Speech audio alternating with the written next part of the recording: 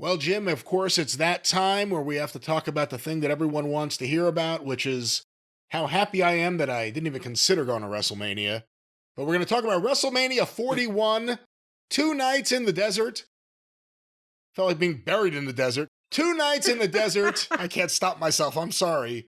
Las Vegas, or technically Paradise, Nevada, I guess. But WWE on the strip for WrestleMania 41. Help me. Help me. Just stop. Just stop. Oh, good Lord. Well, we saw some things we thought we were going to see, some things we didn't think we were going to see. We saw some things we liked, and we saw some things we didn't like. And that's pretty much it. Back to you, Brian. Of course, anticipation had been building. And then about 2 weeks ago, people were like, I really don't anticipate any of this anymore. But here we are, 60,000+. And then you're building the anticipation of when you'll stop talking. Oh, God, I have a sudden gas pain. I'm trying. I don't. No, I'll tell you what, it's coming from watching all of this wrestling. I've got a sudden sharp gas pain. I'm trying to shift around to see if I can sneak one out here because the pressure is building. Hey, here's also this news has just crossed the desk before we talk about WrestleMania. This just popped up on the interwebs. Did you hear about this? The Secretary of the Department of Homeland Security, Ice Barbie, had her purse stolen Sunday night in a restaurant in Washington, D.C. with thousands of dollars in cash, her Homeland Security access badge, her passport, holy shit, her driver's license. I hadn't heard this, no. She's supposed to keep the whole country safe, and she can't keep track of her purse. And so now somebody's got access to the Department of Homeland Security and or her passport to look good on somebody's wall. Or maybe, do you think if they just get some random stripper to impersonate her that she can get through the checkpoint at the airport with what's called its passport? Yeah, I think so with their passport. Well, speaking of purses, Jim. Yes. That's the one thing WWE is going to keep pointing to is their purse when people say how lackluster this WrestleMania may have been. It may have been that. It may have been lackluster. But no, I tell you, there was some moments here, and then there were some moments, and of course, the funniest thing of the weekend we'll get to when we get to night 2. But let's start at night 1 because that's where they began. And again, the stadium looked great. It's a sea of fucking people. Where the fuck, when they get the aerial shots of that stadium, where is the fucking parking lot that parks the cars of 60,000 fucking people? You mean the location of WrestleMania 9? No, I don't know where that is.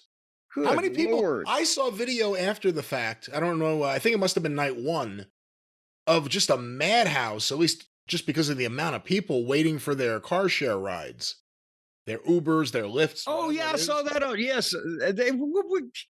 But here, see, I have never actually Ubered myself.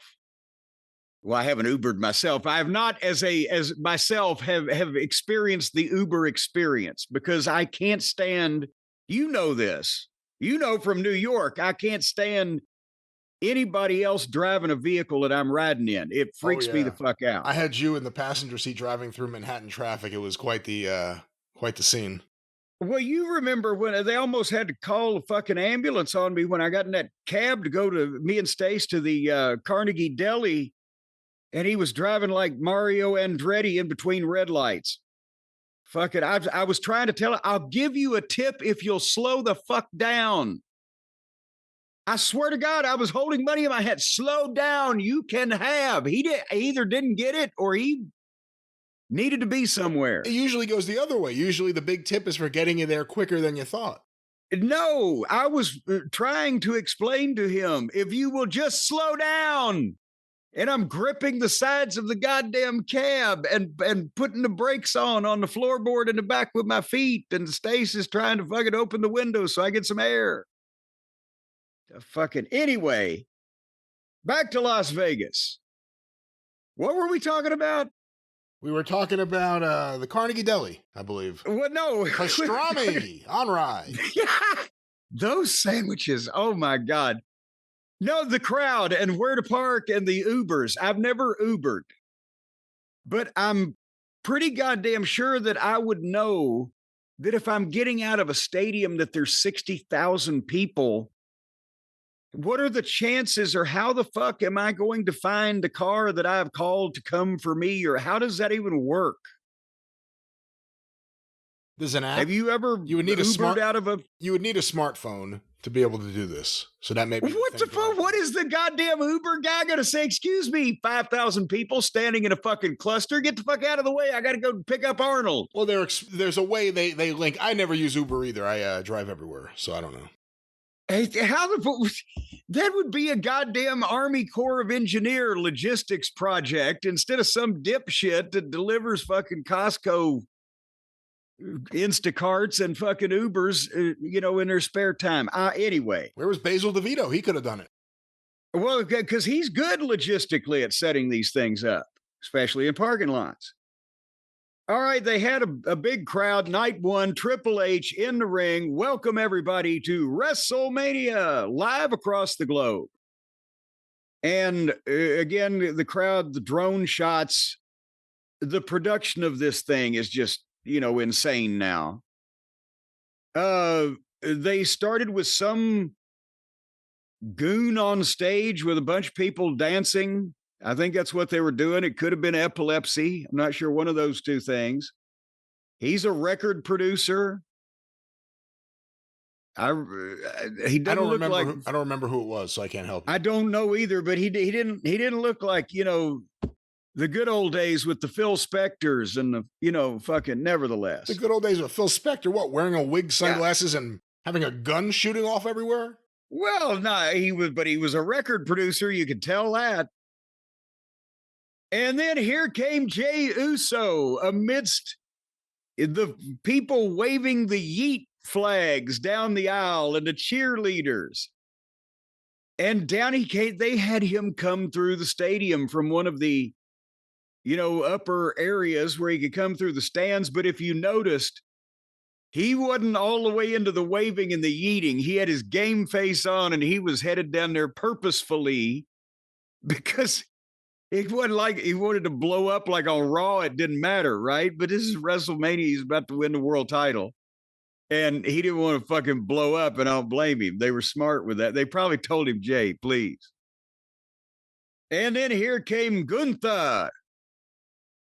And the world title match opened the show instead of closing the show, but it was probably for the best that it was in this, but the people were ready to see something, and they were going to be as responsive probably as they were going to be at that point in time in the evening. And what do you think? The only thing I really didn't like about the earlier matches in either show is when it's so daylight. It looks off-putting on television. Am I just sensitive to light because I'm a vampire? I'm not terribly turned off by it, but because it's the West Coast. Well, yeah, they're on LA time, right? Yeah. As they say, out in Hollywood. Because when you think about like the ones where it looked good, Pontiac Silverdome, Hoosier Dome, WrestleMania started a little later in the day. It was the East Coast, so the sun was already going down.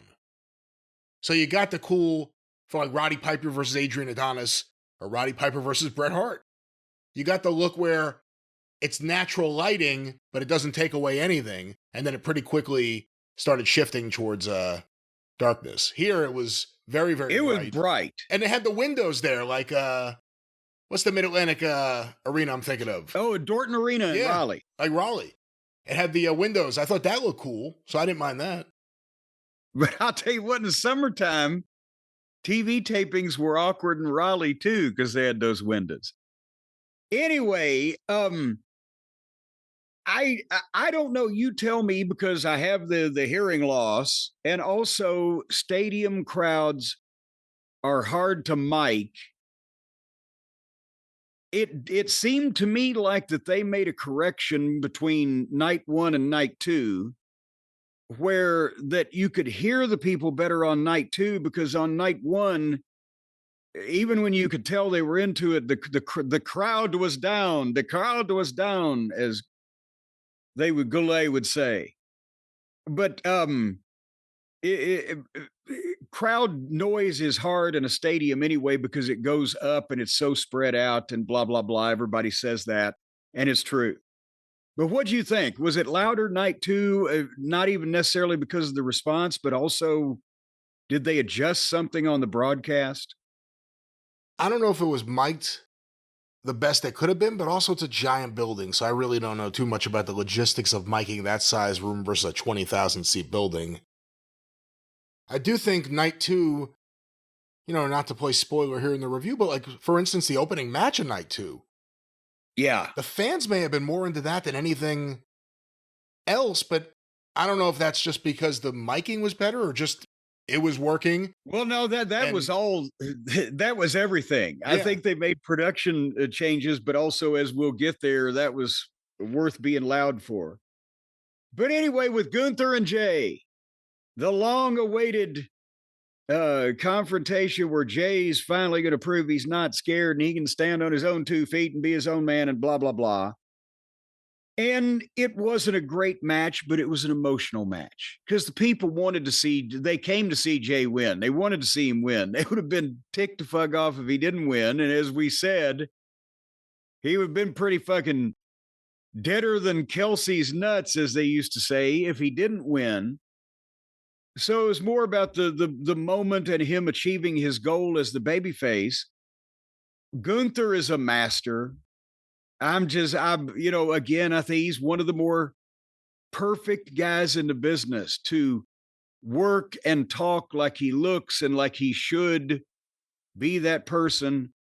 And I think he led, most of this. Jay was working his ass off. He's not naturally the crispest worker, but as we say, it's emotion with him. It's like he sells for the big guy. And he fights from underneath, and they had some good false finishes. And Gunther is a heel. This is, even if in the WWE as transposed with AEW, even in a match that's not going to be a technical masterpiece, they still take it seriously, and there is a heel and a baby face and some goal in mind. There is reason for these matches, and these are the way you create moments rather than creating moments by having the goddamn 5.5 star and 7/8 star matches out of nowhere between people they don't care about. That's the kind of point I was trying to make. So nevertheless, boom, boom, boom, and Jay was right there with him. And finally, Gunther had the sleeper, and he had fucking worked on it, and Jay got a rope break, and Gunther got more heat on him. And finally, Jay fought back and leveled him and hit a power bomb and 2 super kicks and a spear and went to the top rope and did a splash off the top and another splash off the top and another splash off the top, and grabbed the fucking sleeper on Gunther, and Gunther tapped out. The only thing he didn't hit him with was a fucking school bus. And boom, and Jimmy's the new champ, Jay's the new champ, and Jimmy came out to celebrate with his brother, and that's what they wanted to see. And as we said when we were talking about this ahead of time, I don't think it hurts Gunther because he can actually move on to something else. And I believe they've established that he's going to be a champion more often than not in the WWE, because they keep talking about how he's been a champion 80% of his time there. But it actually might be better if he doesn't have a belt right now, where he can get in the mix with some of the biggest stars. Most of them don't have any fucking belts. So that would be a main event upgrade to not have to worry about a fucking belt. But anyway, what'd you think, Brian? I thought it was okay. Not great. I wasn't really crazy about the finish.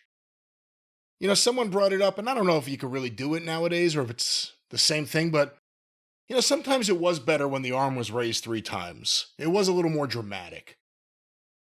I wasn't crazy about the finish. I was very surprised they opened up with this. Now, obviously, they opened both nights with matches they thought would really get the crowd going and the crowd would really be into it. But it felt like sometimes maybe they needed a match like that later in the shows. And knowing you're going to give everyone a happy moment here, I was surprised they opened with it. Well, I think, honestly, that's probably one of the reasons why they did, because they wanted to start the show off with everybody feeling good. But also, since this world title match wasn't the main event, in effect, in this position, it was more crowd friendly to Jay's response because they weren't tired out, et cetera, et cetera. So I can see why, if this wasn't going on last, it almost had to go on first in my mind. I can see why they did that. But at the same point, they love Jay so much, and it would have made him look so weak he couldn't draw a greasy string out of a cat's ass if he hadn't won this thing when they put him into it. But now it's not going to be like it was what did they used to call it? The workers title, or the working man's, or the idea that the best technical in-ring wrestler is that world champion has gone by the wayside. And now he's going to have to defend it against people. And I wonder, he's got to keep it long enough that it doesn't make him look like a goof to lose it real quick. But I think he's one of these guys that they have more sympathy for when he is the underdog, because when he's the world champion. But if he was to have to defend against somebody that they're kind of liking and starting to get into, they may want to see that guy be the world champion. So you see what I'm saying? Yeah, I wonder if it's like a Tommy Rich thing. I'm not saying it's going to be like an 8-day championship reign or whatever it was, but... Well, I thought you were going to blame Barnett. No, that's not what I was saying either. But the idea of here's the most popular guy he's always chasing. Not that it was a long chase, but then you gave it to him, and the chase was kind of over at that point. Everyone's a different kind of champion. We'll see with Jey Uso. I won't even ask you about what to do next with Gunther. Let's wait until we watch Raw later. But that was the opener of WrestleMania Night 1. Well, and then they showed my old friend Rick Rubin at ringside. He is so gray. His beard is now snow white. He looks like Dusty Hill's grandfather. And he's, I think, only about a year or so older than me. And, it's all those years of meditation and vegetarianism. That would scare anybody to go gray. But he was heavy in his younger days. You know about this, being the music industry insider that you are. But then he got on the better eating plan, and that's what us insiders do. We sit around and talk about the weight of the various talk about when Rick producers. Rubin was fat. Yes. When he was younger, he was, and then he that Phil Spector weighed nothing. Oh well, Spector was always on the thin side. But Rubin was fat, and then he lost a lot of weight because he got on the meditation and the yogi and the vegetarianism and things like that. That's why he ordered that cracker pizza to Pizza Hut in fucking Barberville.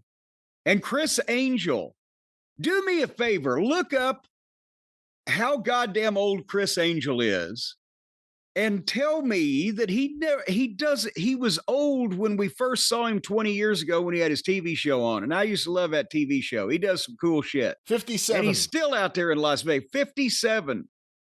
He does not look like a 57-year-old man. He ought to get in the wrestling business. He could whip half of them. Anyway, back to the matches. Or make the audience disappear. One or the other. Well, I'm doing a pretty good job of that. The tag team title match, the Vikings versus the New Day. I have a couple of random comments. As I've mentioned, the Vikings can work for big guys. And now that they're more serious, the presentation is more serious. Vince McMahon is gone, and his lunatic ideas about what the Vikings used to do in days of yore or whatever the fuck are gone. So they're more serious, they're better. But people were blasé about this. This was after that match and that reaction. And then, as we said, the New Day seemed like they were going to be interesting as heels and did that heinous thing. And then they're back wrestling the same middle card tag teams that they always did, but they're on the other side. So, New Day foiled the Vikings double team thing and hit their own double team thing and beat them 1, 2, 3. Second match, second title change, new champions, which is starting to become a theme. But was there anything that any except the most devoted devotee would have really been into this match for? I saw a lot of people wandering around thinking, how far do I have to walk to get popcorn? No, I didn't really, I didn't pay too close attention, to be fair, to this match, because I felt the same way the fans do about it. And it's not that we are trying to disrespect any of the people involved. It's just, they got parts in this motion picture that we ain't really interested in and are not necessarily vital to the overall scheme of things. After the Big E interview, if the New Day had gone on a run of being diabolical heels, where you had to see what they were going to do next, it'd be another story. But they did the angle with Big E, and then they were just slotted right back to mid-card where they were, wrestling other people you don't care about. You know what? They could have made them two offshoots of Brian Pillman, where they had both just cracked up because of the goddamn disrespect of having to pitch you fucking peons, pancakes, and fucking cereal and shake our booties and fuck. Now we've lost our minds. You know what the only problem with that is? That ended up being what John Cena did. Well, but at the same time, they did it first. And they hadn't had that idea for John Cena to do that then. So they didn't know that they were saving it for Cena. They just didn't fucking have it and didn't do it. And they put them back in the same fluorescent colored outfits and sent them back to the same kiddie pool. But yeah, I'd like to have seen them just say, fuck all of y'all. It's a new day. But nevertheless, it's an old match. And now we'll move on. At ringside were some stars from something that's going to be on Netflix and Jelly Roll. And Jelly Roll is undergoing a major weight loss fucking deal. Is he going to go from Jelly Roll to Jelly Donut to Jelly Biscuit to Jelly Bean? Better watch out. That did not do any favors for the career of John Popper. No, I really don't know. I feel like society's at their point where they've probably had enough Jerry Roll. Enough Jerry Roll, enough Jelly Roll. He's everywhere. He's on everything. He's on every single channel because he's friendly. It's like the Dave Grohl thing. If you smile and play along, you could be everywhere. But yeah, I mean, the other thing is these Netflix people, it's every single time now because this is the big thing. It's like UFC. Between matches show celebrities, pseudo-celebrities, and people who would like to be celebrities who are sitting ringside. People who are affiliated with our company and or its corporate sponsors. But they always introduce like, and here's this person. And you're like, I don't know who that is. And then you're like listening for the crowd. They're not reacting either. And he's on the new Netflix special. That's why he's here, but no one knows who this is. And then they awkwardly stand there. And I'm thinking, everyone around them is just sitting there. No one's reacting. So now they just have to watch this person stand up and wave to the camera that's right in front of him for like a minute straight while people are talking about it. It's so awkward when you really think of it. You see people over their shoulder turning to each other like, who the fuck is this? We don't know. We'll just be on camera. Rick Rubin's like barely ever like doing interviews. Now he does more than he used to, but for years, like you would see pictures every now and then, but he was kind of mysterious. Here he stood up. Hey, wait a minute, but remember when he came to Smoky Mountain Wrestling? I think we were just talking about this. He was like Cat Collins' hippie friend. Nobody knew what Rick Rubin looked like, and he was producing Johnny Cash. And here he stood up in front of the camera, and he doesn't do anything. They just film him standing there staring at the camera, almost smiling. And then he like kind of backed up like he was going to sit down, and he realized they're still filming me, so he just turned back to the camera and stood there. It's so awkward. It really is. It looked like he was in a lineup, and I was all right. Turn to your left. Right now, take your hat off. Oh Christ! And then they don't get these celebrities that are introduced don't get any response unless they get booed. We'll get to a few of those here as we go through this. But then another celebrity, Jim Cantori from the Weather Channel. Apparently, the big entrance for Jade, I can't remember whether it really is Jade or Jane. For Jade Cargill, that they came up with was for the guy from the Weather Channel to forecast a storm coming over the stadium while they green screened a goddamn thunderstorm coming over the stadium. Was this the goddamn hokiest thing on a television production of this magnitude with the unlimited budget and the incredible talent at every position, camera, audio, the director, the producer? This was like cable access Saturday Night Live green screen shit, wasn't it? You know, the other thing is we've seen Jade for a few years now, AEW and here. Because it was in the middle of the day and everything, it was almost her least spectacular entrance I think I've ever seen. You're saying she looks better with the lights off? Well, usually they have the whole smoke show. They have the lasers. They have the big screen. They have the music. Here, it was kind of like... You're saying that covers up what she looks like in the daylight. That's not what I'm saying. I'm saying here they went to the channel that Grandma watches. Hey, let's go to the Weatherman to pitch to this hot match. Because, you know, the storm is coming. The storm came down the aisle. Watch us find out that guy, like, it turns out his agent was Nick Khan. We're going to keep finding out more and more people that Nick Khan has represented are on this show. Watch. Well, because, you know, Nick Khan sees a lot of money in the former Weather Channel anchors and hosts, but her thing is the storm, and the storm is coming, and here she comes, and she has arrived. She is here. And it was Naomi versus Jade. And again, the fans were mostly silent. I mean, they like both people, but there was nothing that was going to set the world on fire here. And I kind of thought back to, okay, this is about where, if this was Ohio Valley Wrestling, some of the ladies, I won't call any names, but some of the ladies that we had in the 2003-ish, 4-ish era would have been over at the flea market practicing this match. And they practiced it and they went through it, but there was not a lot of fluidity to it. At what Naomi got up on the turnbuckle and Jade was bent over, but looking at her, but she was looking at her before she even started getting up, and she just looked up and dumbfoundedly looked at her while she got up and stood up and then jumped off. And then she caught her and turned her over for it took a while for them to set up their bulldog off the top rope that I think they got a little complicated. And it was something that they had walked through, but they walked through it. I wrote at one point, this won't end.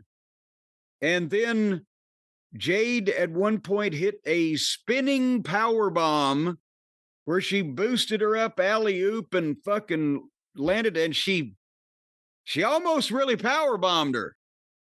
She was high on the shoulders with that one, and then Jade hit her finish 1, 2, 3. And it was 10 minutes, and it seemed a little longer to me. It was fine for what it was. You know, sometimes you need a Billy Jack Haynes versus Hercules Hernandez when you have Andre versus Hogan on the card. Hey, come on now. You know, I think Charlotte and Tiffany could have learned a lot from these two. About what? Jade, the best stuff she does really are the power moves, and she got the big move at the end, which looked complicated as fuck. But she did it somehow. But that's why she was well served being hidden in the tag team. Not hidden, but in the tag team with Bianca. You know, when JYD got to the WWF, He had a few matches, not a few, but he had matches. But then on TV, every time you saw him, he was in a tag match. Him and Tito, him and Ricky Steamboat. It was always a different partner who could really work. And Jade in a one-on-one match, length isn't necessarily a good thing, but I think they got through it just fine. I like Naomi as a heel. She doesn't glow anymore, so that kind of sucks. But it was the middle of the day. She wasn't going to glow. So there you go. Well, if she don't glow, we can't go. That's right up there with no hair and no flair. Yeah. Anyhow, they showed more unknown celebrities and rappers. And then it was time for the U.S. title match with L.A. Knight against Jacob Fatu. And L.A. Knight came out in the sports car. I'm glad Steve Austin wasn't driving that one. But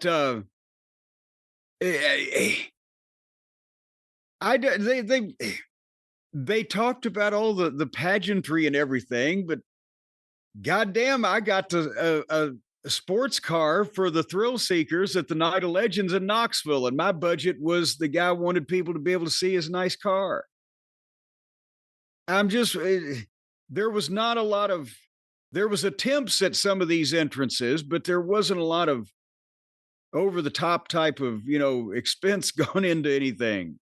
He just came out in a sports car and then went to the ring and get his ass kicked. Now, both these guys are over. The people like them both. LA Knight is obviously the baby face, but the people like to see Fatu uncork his crazy shit and the shit that he shouldn't be able to do when you look at him visually and then something happens out of nowhere. It's like, holy shit.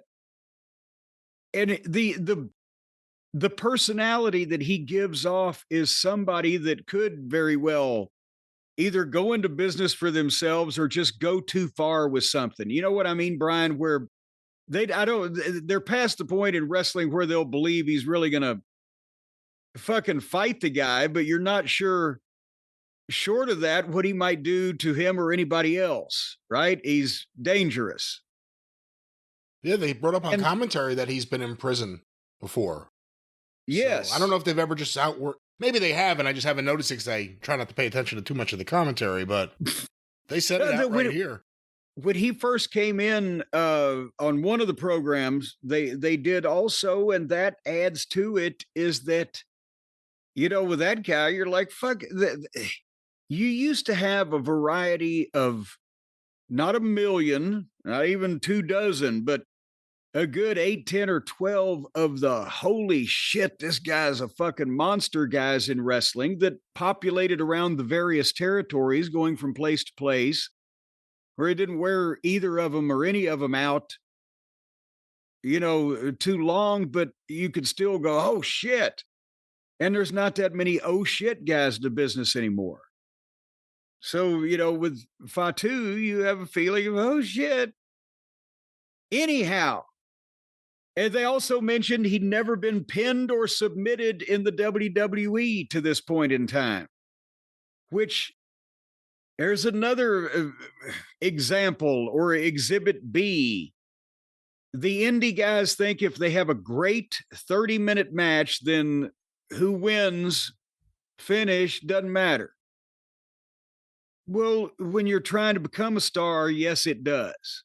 And the fact that you make a star, you build a star, is by him winning more than he loses, because that is what a star athlete does. And so, something like that here is the difference between the indie mindset and actual real life. Did you see the LA Knight? He made the comeback and he did the leaping elbow drop deal where he's on a second buckle and he jumps up to the top and comes off with an elbow drop. But Fatu had stood up and he elbow dropped him while he was standing up. They took the bump perfect. That was fucking great. And this time, LA Knight's top rope leap was the leaping German suplex off the top and another big false finish. And Then Jacob got a false finish, and they had the dueling chants going. Let's go, Fatu, LA Knight. And then they did the spot where Jacob did the moonsault off the ropes, and LA Knight got under him and caught him close enough for rock and roll in a BFT, boom, and was a 2 count. And that got a big roar. They just kept kicking this thing up because, you know, they were dreary for the previous couple of matches, but now as the people got even more into this, they were getting them with these deals. And finally, Fatu hits a Samoan drop off the top, the moonsault, and another moonsault. It's taken more of these to put everybody away than it used to, Brian. The people are getting more impervious to high impact maneuvers, but 2 moonsaults, 1, 2, 3, new U.S. champion, Jacob Fatu's WrestleMania debut, first gold, blah, blah. And it was congratulated by Haku, who he just walked down to ringside. He didn't get in the ring. I wonder if he just did that on his own. I wonder if anybody knew he was coming. Yeah, you go stop him. Well, exactly. That's why he was probably there. But again, you know, Fatu, the people wanted to see that because they want to see more of this guy. They want to see him in main events because he's fucking impressive and he's got the aura. But another title match and another title has a title not changed hands yet. We didn't have anything within the girls. The title wasn't on the line. So yeah, bad night for the incumbents so far, but this one kicked it up a notch, put some seasoning on it, didn't it? Yeah, good match. Jacob Fatu is spectacular to watch, even if you see the things that he does and, you know, on various occasions still. You sit back and you watch what he does, it's so impressive. He deserves a good concerted push. And, you know, things could always change, those famous words. But it definitely seems like the Bloodline's kind of on the back pages now. And maybe we should be more focused on the individuals who used to be in various versions of the Bloodline, like Jacob Fatu, and focus on his singles push. Eventually they'll do him in solo. But it's like a changing of the guard, this WrestleMania, when you really think about it, all the different title changes. Well, and I think they're in the stage now with the Bloodline where they do want them all to go on and do their things independently so that because I believe at some point, however long that may take, they will get them back together and do like the Shield thing. Oh, blah, blah, blah. And talk about that history, but give the people a break from it because they got so many other things going on now. So that's probably at least one of the thoughts that's crossed their minds. Having said thoughts crossing people's minds, what was the goddamn thought? Now El Grande Americano, who's poor Chad Gable, who can't catch a break, now he's got to be from the Gulf of Mexico again because they got heat from introducing him from the Gulf of America. I guess they might have, since they've been down to Mexico lately, they might have sensed, I can feel the heat. It's not scalding, but it's there. Or whatever reason caused them to back up on that. And so poor Chad Gable is still in this goofy red, white, and blue outfit. And he obviously, because of Mysterio being injured on SmackDown by the Greenhorn, he had to face Ray Phoenix instead.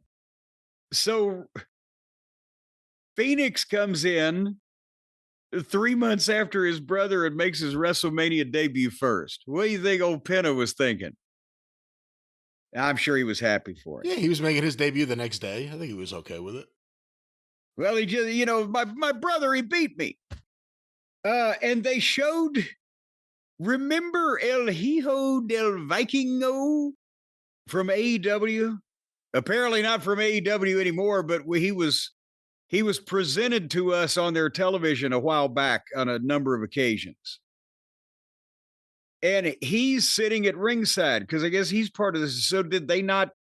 AEW never signed him. He was just like a a fallback date in case the, regular girl didn't come through or what? Well, I know you didn't see it, and we talked about it earlier in the show during a different part of the recording, but when they did the thing during the pre-show with Triple H and all the people from AAA and then all the luchadors on the roster, you had like, let's say 8 luchadors on one side, 8 on the other, and El Hijo del Vikingo in the middle. Almost like he was the trophy. And, again, this was, and we'll talk about it with the AAA thing again, a different part of the show, but, this was a big fuck you to Tony, clearly. Beyond that, it wasn't just for that, but El Hijo del Vikingo also made his WrestleMania debut with Penta and Rey Fenix at WrestleMania. And they showed Dana White at ringside. He got booed. He lives in Las Vegas. It's his hometown. And they all knew he was. And he got booed. And good. I hope he catches some kind of skin fungus from hugging his orange friend. But again, the Chad Gable, I love him as a wrestler and an athlete. If they had continued to treat him seriously, they had a match here. I don't know whether the fans felt the same way, but I wasn't particularly concerned about the outcome. At one point, Gable did a backflip off the top rope and landed flat of his back in Phoenix's stomach. And I'm like, God damn, at some point, some kind of internal organ is going to shoot out some of these motherfuckers' sphincter when they keep just jumping and landing with their full weight on people while they're spinning and revolving with centrifugal force. And then Gable loaded his mask and Phoenix came off the ropes with a crossbody, but Gable head-butted him and then hit the diving headbutt and beat him 1, 2, 3. Did I miss any subtleties of this classic lucha presentation? No, it was a good match. Probably a better match than the Rey Mysterio match would have been. Were you surprised they beat Rey Fenix here? Well, no, because they are committed to this El Grande Americana from the sepia tone entrance lighting and treatment video, whatever, to the whole ludicrous video backstory history that they did. They've got all this tied up in that, but they couldn't beat him at this stage of it. So they think that's the heat is now he's beaten a real Mexican fella. And now they could send him down to AAA. He'll be the biggest heel in Mexico. Yeah, because they followed this matchup with video of the announcement. Hey, we bought AAA. So now all of this is ours. And they've just showed the people, because they're global. This is being telecast worldwide, according to Triple H. They've showed the people in Mexico that these no good Americans are making fun of their luchadors and their people in the Gulf of America and the Gulf of Mexico, whatever. And now they've bought our fucking wrestling promotion. How many tickets you think that's going to sell for AAA in Mexico? Well, I don't know. I don't know how many tickets they're selling right now. Well, they might even, as Jerry Jarrett said one time, it can't get any worse. And as Robert Fuller answered, oh, yes, it can. Anyhow, moving along, since we've already talked about the whole AAA business and etc. It didn't work in 1997 when the previous Pina wanted to work with Vince, so they couldn't even fucking show up on the right day with each other. I don't know how this is gonna, but anyway, Shawn Michaels announced the crowd. Brian, did you jot that number down? We need to keep that in the files. I've got it right here if you'd like to take it down from me. I didn't, no. Well, I've got it right here. Get ready. Get your pen and paper ready. 61,467 people. Boy, howdy. That's a lot of people to be out in the middle of the desert. It's interesting. When they did it at WrestleMania 3, people popped because it was like, yeah, we're a part of a big thing here. This is breaking the indoor attendance record. After a while, you're just cheering for the people who made the money. Here's how many of you people paid to be in here. Yes. Let's all clap for the money you gave us. Well, but at least they announced number of people rather than, remember, for a while there, they were saying this is the biggest gate in WWE history. And people go, yeah. And then they realized, yeah, we paid more money than anybody ever to see the same thing. See, that's part of the problem. That's part of the problem. If you want to, real quick here, I'll just say it here. That's one of the things I worry about now with WWE. It's going to become like UFC. And UFC makes a lot of money. They're really big. What was the last UFC fight you watched? Well, I may not be a fair representation of the public because since they've gotten so fucking Trumpy, I don't even want to look at it. Well, beyond that, who's the last fighter you remember? Beyond that, they had bigger stars and they had more mainstream consciousness, and actually the same thing in some respects as the WWE. They were bigger with popularity before they started making all the fucking money that they make now with rights fees. See, that's the issue. It's not what it once was. WWE's ownership is just going to chase all the money, and it's their right, obviously. Chase all the money everywhere, no matter where it is. That's why you get pay-per-views in Saudi Arabia. That's why you get pay-per-views all over the world or events all over the world. The priority is going to be going where the money is, and I don't know if that's good for the product. If they think even more so than Vince that the brand is this big selling thing and they could just pump it. I mean, how much money was pumped into WrestleMania here? The canvas was covered in spots. Matches had individual sponsors. There were other sponsors. All sorts of fucking music being played. It's everywhere. I mean, they're trying to make money out of every end of this. And again, they're businessmen and this is their asset. But in terms of the product going forward, that should worry people, I think. Well, yes, at some point, when they've integrated the commercials and the sponsors completely into the programming and the guys are wrestling a giant fucking ice cream drumstick, you know, it may be a little... Who knew they had a budget? I've been seeing those in the supermarket for years. They're sponsoring WrestleMania?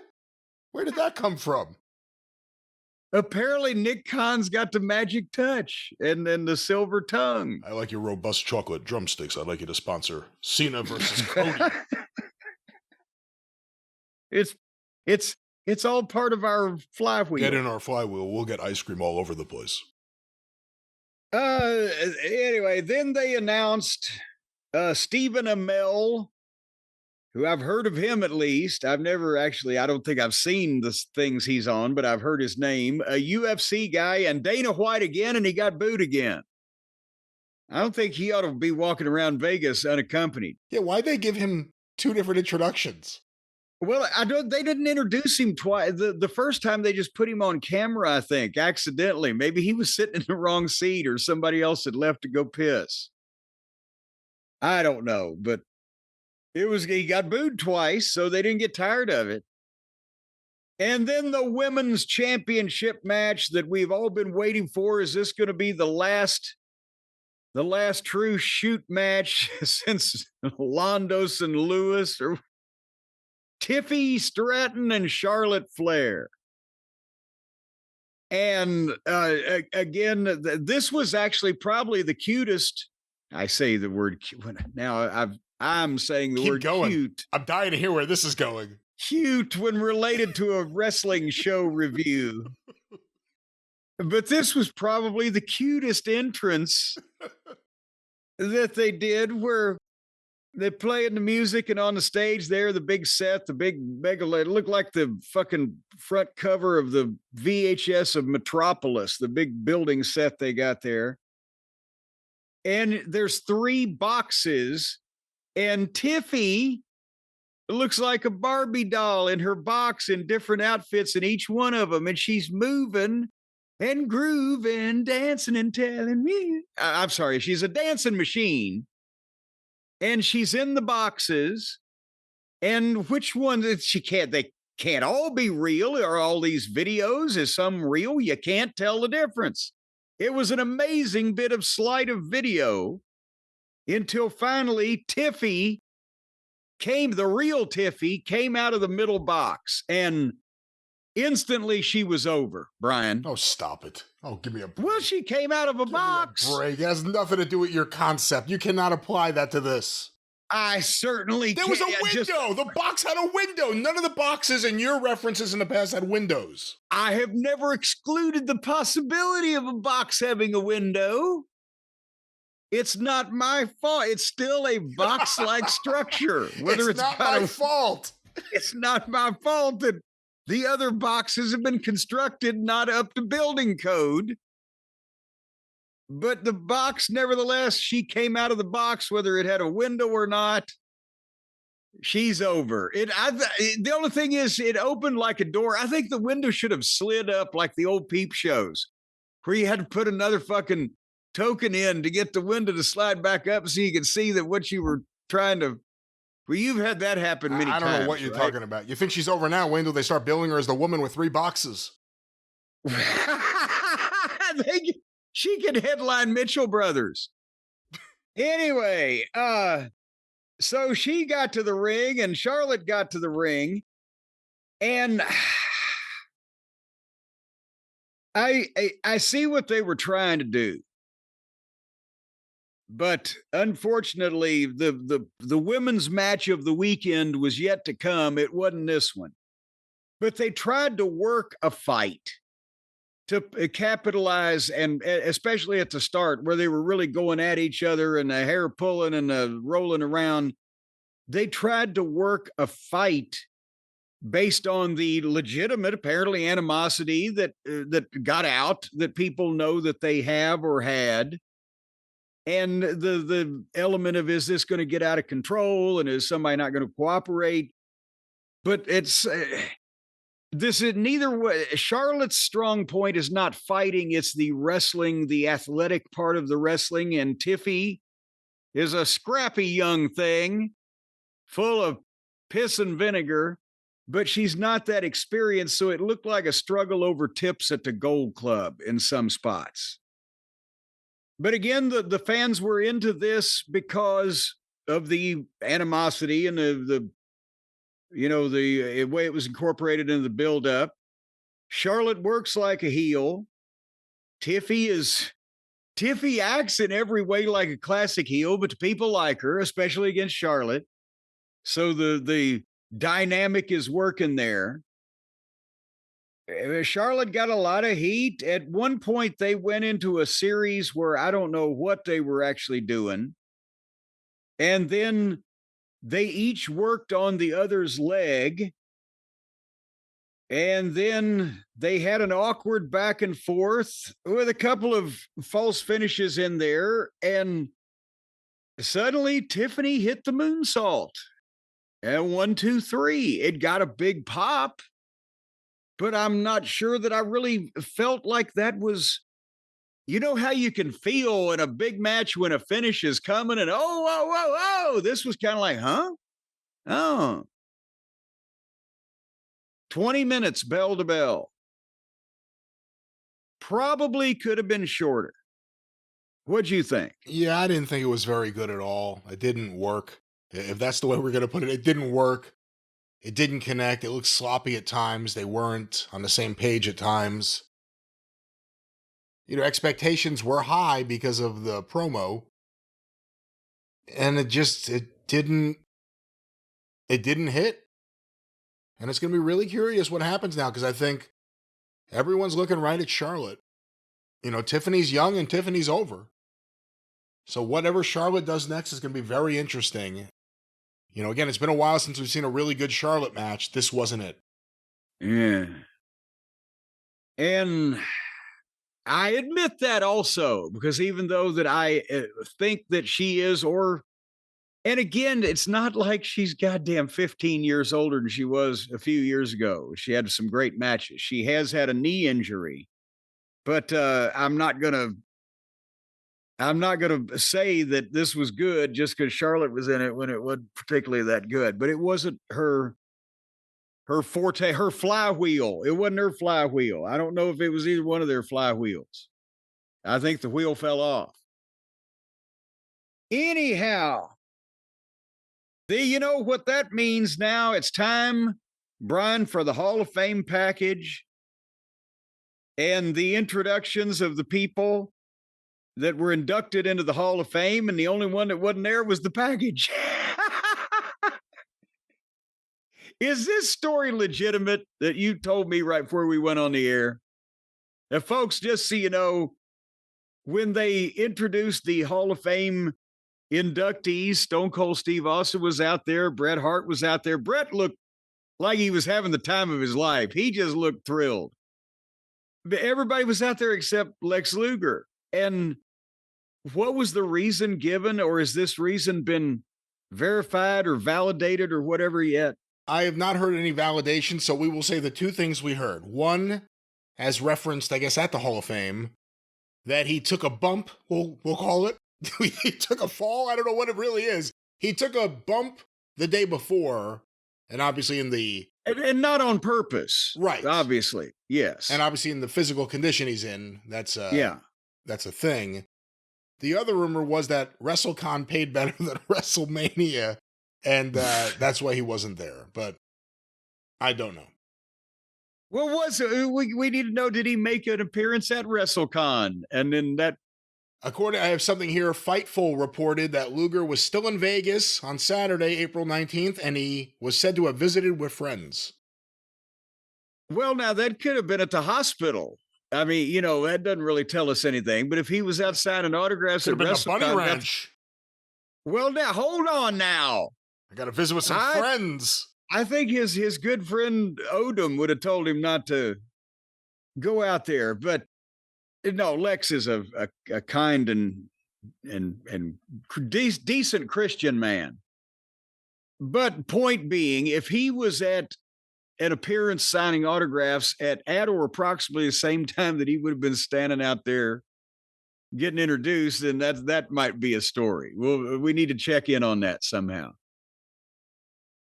Anyway, they got a big pop for Triple H also on that one, by the way. They expected him there, but he showed up on a show on TNT instead. He just walked out. What a throwback, that Lex Luger. Oh, God, you know what? God, if I had been the WWE, I would have fucking set that up somehow just to have that happen, just for that to just be fucking seen. That is hilarious. Oh, my God. Imagine if they did like a heel turn, like he's out there, and he just like lets go of the brakes of his wheelchair and just pushes Dallas Page right off the stage. He would have so much heat. People would go crazy. And then he could do the Ron Wright gimmick. You know what? Instead of Mr. Ron Wright, Mr. Lex Luger. All right, well, now the time that we have all been waiting for, ladies and gentlemen, the match we've all been waiting for, the last one of night number one, the real main event of this thing, the triple threat match, CM Punk, Roman Reigns, Seth Franklin Rollins, each one of them his animosity toward the other, and the wild card, our friend Happy Heyman, Paul Heyman, to return the favor to CM Punk for et cetera, et cetera. Everybody knows this story. He's going to be in Punk's corner, but he has sworn he would never be disloyal to his best friend or his tribal chief. And you mean Eddie Gilbert? So what's going to happen? Oh, yeah, it's his unnamed best friend from his biography. He'll never be disloyal to Eddie Gilbert. And the again, major entrance here, I thought they'd gone to AEW at this point. Seth came out in a giant, hefty trash bag, apparently with some kind of safety suit, because he also had a flamethrower. And he was shooting the goddamn flamethrower, burn it down, and whoosh, and he's shooting the flamethrower around. And the fans get into the big sing-along with the whoa, whoa. And then he drops the hefty bag and he's dressed all in white. Was that Brian, back in your flame throwing days, was that a safety suit he was wearing at first or just another weird outfit? I really don't know what goes on in the world of Franklin. It's kind of just anything to get attention, to hide the fact that my gimmick is just that I'm a whiny guy. I don't know what this is. But anyway, so he had that, the flamethrower, and then Roman came out under his own power, but alone. He was the picture of alonedness. And then after Roman, they did a Punk video that they put on a screen, and it was juxtaposing Punk's days in OVW over here at 4400 Shepherdsville Road. Everybody knows that address. In the Davis Arena to Punk today. And actually, I like the part best where the 25-year-old Punk, they were showing clips from things he had said in his interviews, and the 45-year-old Punk was still saying the same thing, and they blended it together. I thought that was fucking cool. And then the highlights of his previous, sojourn in WWE, and tonight's my main event. And then they got the chants going, and then, like Mussolini, by Living Color themselves, the real ones, and I guess the singer's old as dirt now. And Kennedy. So how old is, because I still think of these guys as these vibrant rock stars in Living Color. Is the lead singer, he looked more like George Clinton in his final days. Vernon Reed, right? How old a man is he? Vernon Reed is 66 years old. Jesus Christ. He's older than me? But they were on top in the 90s. I was on top in the 80s, almost in the 70s. Well, they were on top in the late 80s, wasn't it? Maybe it was the late 80s. But still, how old were they then? Well, not everyone was a child prodigy like you that just broke in and took off in the business. Me and Jackie Coogan. Really? We're going all the way back now. Well, all right. You got to go back to the originator. So they're playing the music that I've just quoted earlier. And then here Punk appears, and behind him or beside him, coming out with him, direct from Marvel Comics, the Kingpin. Oh, no, it was Paul Heyman. And they go to the ring, big CM Punk chants, big cheers. Of all of the participants in this, they've decided Punk's the baby face, right? The people have. So this was the reaction there. And I got to be honest with you. I think from now on, I need to watch the main event on these shows first and then go back and suffer through the rest of it. Because if I did that, I might like more of the rest of the show. Because it was 3.5 hours into this pay-per-view before this match got in the ring, and this was the one I really wanted to see. So it takes the edge off things a bit. But I've been trying to figure out, I mean, I'm not going to go move for move or try to give a description of this like, well, they did this and they did that.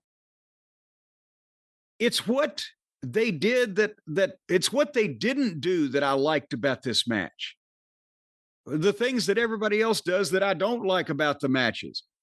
It was a 3-way, but they weren't doing the choreographed alley-oop, cute, 3-way combination shit that just is implausible, and people just, they like the movement, but it's not like legitimate stars having a fight. It's cute, it's choreographed. They didn't do that.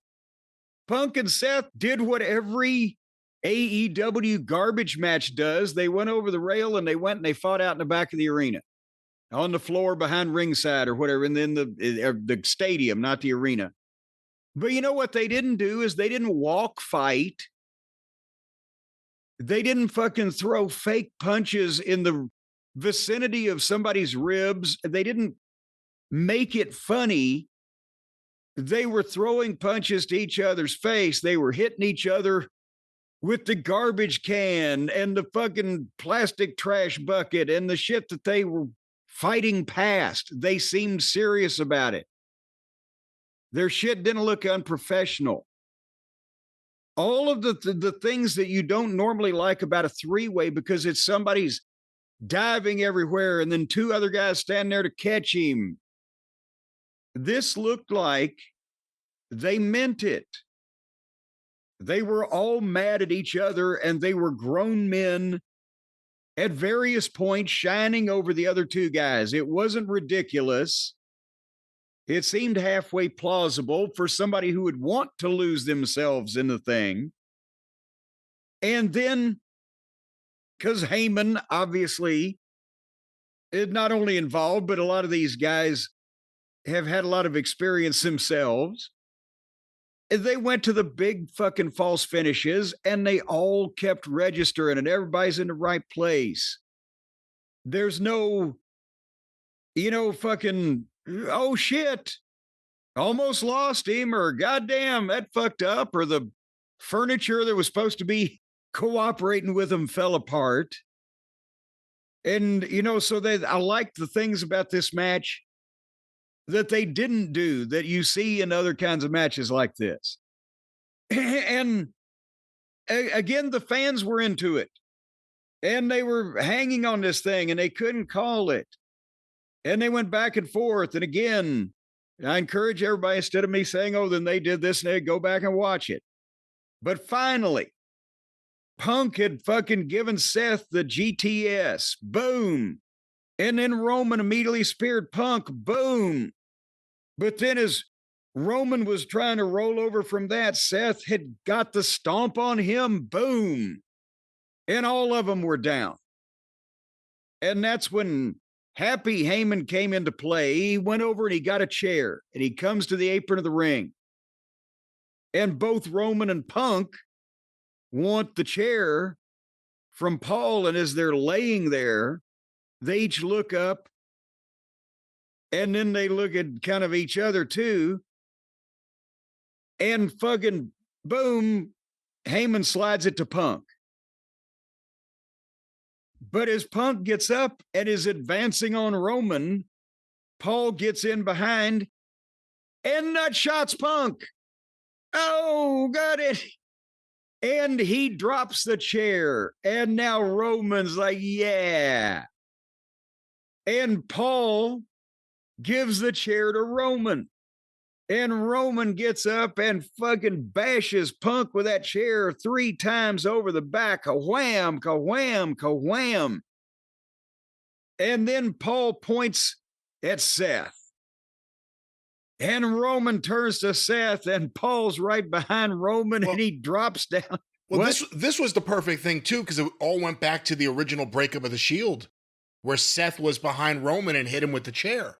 Yes. This was a perfect way to bring that full circle and for Roman to get his revenge. But it was not to be. Those plans were foiled, Brian, because Heyman, who has never been as unerring in his aim on people's balls as he was this night, he dropped down behind Roman and nutshotted him. And Roman drops the chair, and then without turning around, Seth gets a smile on his face. Of course, he had the benefit that the direction he was looking, I believe he could look at that giant screen. But without even turning around, he holds his hand out, and Paul picks the chair up and gives Seth the chair. And I wrote at that point, this would be so much better without the referee standing there watching. And I know it's no disqualification. And everybody knows that you can't lose a triple threat on DQ or whatever, but God damn it. It gets more heat if the referee's not standing there staring at it. However, Seth got the chair, milked it for a while, hit Roman in the back with the chair, gave him the curb stomp, boom. 1, 2, 3, and then Heyman raised Seth Franklin Rollins' hand. Forever cementing in people's minds as a duo. The picture, the meme that they have sent out of who was it? Fucking Heath Slater or whoever, Heath Ledger, whoever, and the Joker and Batman and the Penguin, the Oswald Cobblepot. And now we've got the fucking Joker and the goddamn Penguin. Bravo, I say. What'd you think? I thought the match was okay. I thought the series of events. Oh, yeah. After all this other shit that we've had to muddle through, you thought this was just okay. There was no match that really blew me away on night one. I thought this was good, but I thought the last 5 minutes or so were really good. You know, Heyman, if you watch, he kind of eyed. When he was standing next to Roman Reigns, his eyes went to where he was about to go. So it gave it away. And the camera missed originally Rollins putting his hand back. The dramatic moment where Heyman gives him the chair, which, was a, cool moment. But I thought it was good. I thought it was really good. What did I say before? I thought it was a very good match. I thought the ending was really good. And we'll see where they go. Heyman with Rollins. If that means Rollins doesn't have to talk, that'd be wonderful.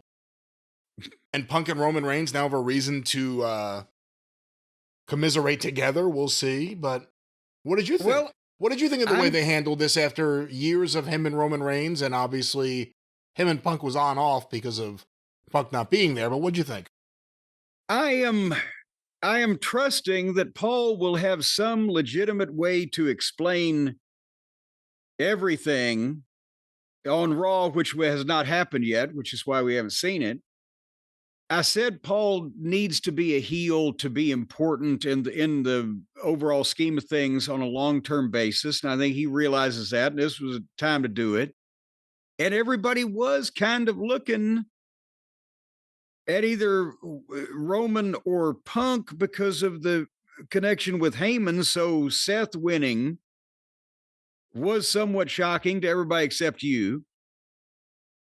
But I think now the way this has played out at least now, I'm thinking that Punk may be headed toward Cena and let Roman and Seth settle this business, but with Punk vowing to at some point return the favor that he now owes Paul.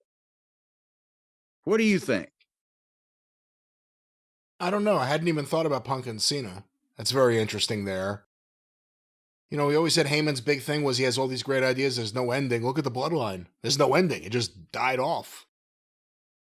Well, it didn't die off. It faded away. You know, it's interesting with Rollins because Rollins may be the last guy, I guess, of that group, that generation for Heyman to manage. You got to think the next person will be a younger wrestler needing to be elevated or needing to be legitimized the way Punk was with Heyman, the way Roman Reigns was. Roman Reigns was pushed to the top and everyone knew he was a Vince handpicked guy and the crowd rejected him. It was really Heyman that got Roman Reigns over that barrier. Yeah. So, you know, we've always talked about, he likes Braun Breaker or whatever it may be. I don't know if he needs a manager right now, but you got to figure with Rollins because Rollins is already made. He's not making Rollins. This may be the last guy for Heyman to manage before he manages a new crop of people, assuming he will. Well, assuming, because again, cholesterol is a hell of a fucking disease. And you never know, at any point, something might break loose in one of fucking Paul's arteries or capillaries, and then parts of him would land everywhere. Anyhow, it was a big building. Well, then some people would have been safe, but I bet he would have reached at least row 15 of the fucking mezzanine. Think about that pressure. Suddenly, poof. All right. Well, speaking of pressure, that was night one of WrestleMania. And of course, Jim. Yes. Coming out of that event, Yes. T-shirts, shirts, programs, all sorts of T-shirts and shirts. Those are the same thing. Shirts, programs, hats. Shirts, T-shirts. Sometimes you can wear a shirt on your ass for pants. Whatever it is, WWE just printing money right now. And if you have your own business and you have your own products, you could be printing money too with Shopify. You know, that's all that they were hearing in the stadium down out there in Las Vegas is the sound of money being made. And they were buying things, and they were just spending money or throwing money on the floor all over the place. And Shopify was there to scoop it all up with a broom, stick it in their pockets, and bring it home to you. Folks, if you have a business where you want to sell shirts or shirts that you can wear for pants, you just stick your legs in the armholes. But then the problem is you got to watch out what hangs out of the neck hole. But if you want to sell anything besides clothing and goods and services, and anything as long as it's legal, and potentially in some places and parts of Nevada, you could sell yourself on Shopify. I think, as a matter of fact, they'll give you a 10% discount. I don't know. I'm going to just try to talk right past you because I don't think that's even possible, let alone something endorsable. Well, as long as you don't cross county lines, I think Shopify would love to help you set the site up. I think Shopify wants nothing to do with this example whatsoever, but what Shopify is there for is for you to take all your Vegas winnings home, start a business, sell your products. You need the right partner online, someone who can help you with your inventory, someone can help you with your sales, someone can help you with your platform. Your platform, a store that anyone can find. Your Shopify. Checkout. Yes, you need help with all of that stuff. Yeah, as a matter of fact, if you win a lot of money in Las Vegas, you come home, you got a lot of money, you're a fucking sucker. They will take your money and they will lay out for you the finest #1 checkout on the planet, the best commercial commerce, e-commercial, one of those words can apply in there. Commerce platform. E-commerce, yes. The e-commerce platform.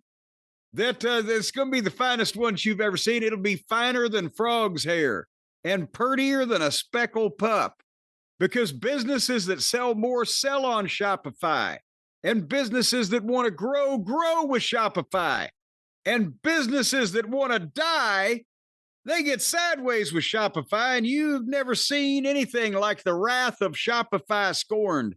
So right now, folks, you can upgrade your business and get the same checkout that all the major e-commerce platforms use. And you can sign up for your $1 a month trial period at the same time. Shopify.com/JCE. All lowercase on that, by the way. $1 a month, and they will show you in this trial period what they can do for you. And then they're going to say, no, one of these days, we're going to ask you for a favor. And you're going to be pretty much committed to doing that favor, or elsewise they're going to drop down like Paul Heyman and crotch shot you in the nuts. I don't know how much of this is applicable, or how much is legitimate, or how much is just from the Tony D'Angelo program on NXT. I don't know what's going on here, but Shopify is there for you. And in fact, they are there for us. They power our online store, ArcadianVanguard.com, or just go to the shop app and you can see Jim Cornette t-shirts, courtesy of our friends, or not courtesy of them, in partnership, in tandem with our friends, our partners at Shopify. The sales are courtesy of them. They're selling these things, and folks out there, you're buying these things, and we all appreciate it. So as long as you like them and we like them and Shopify likes them, then as long as everybody's getting along, let's just leave it right there and let sleeping dogs lie.